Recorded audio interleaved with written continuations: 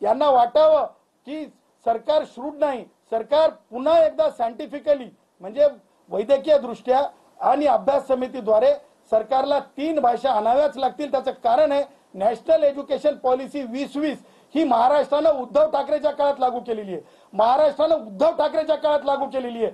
ती पॉलिसी जी स्वीकारलेली आहे ती रद्द झालेली नाही, रद्द होऊ शकत नाही। आणि या सगळ्या बाबी आमच्या ज्युडिशियल स्क्रुटिनीसाठी फार फार महत्वाच्या आहेत। पिल्लर लोखंड कहते हैं, लोखंड कहते हैं, ये चीजें हमारे फेवर में है। सर, एकीकडे पाहायला गेलं तर कोणती समिती नेमा आम्ही सक्ती होऊ देणार नाही असं जे आहे वक्तव्य काल उद्धव ठाकरे यांनी पत्रकार परिषदेत केलं। बघा, राज ठाकरे असो की उद्धव ठाकरे असो, कोणाच्या बापाच्या घरचं शिक्षण नाही, कोणाच्या हातातलं शिक्षण नाही।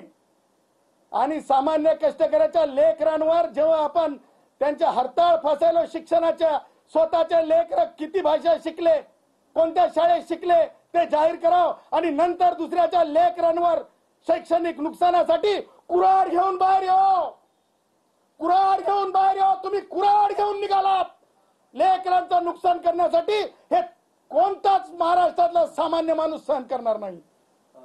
सर, एकीकडे पाहायला गेलं तर 5 तारखेला विजय मेळाव्यासाठी जी आहे ती तयारी सुरू झालेली, अशी देखील सूत्रांकडून माहिती येत आहे की दादर शिवाजी पार्क येथे विजय मेळावा जो आहे तो साजरा केला जाणार, त्याच्यासाठी पत्रक देखील देण्यात आलेलं आहे।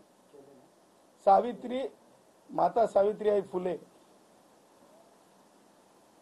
सरस्वती आई ज्याच्यातून ज्ञानार्जन केलं जातंय आणि गरिबांच्या मुलांना जे मार्क्स मिळतात त्या मार्कांपासून थांबवण्यासाठी जे घाट घातला, जी कत्तल केली, जी खांडोळी केली, करायला लावली, हे मास्टर, हे दोघे जण सुद्धा की नाही स्वतःच्या राजकारणासाठी मास्टर माइंड बनले दोघे जण। आणि तुम्हाला सांगतो हे सगळं करून ज्या या हत्येवर, शैक्षणिक हत्येवर ज्या प्रकारे विजय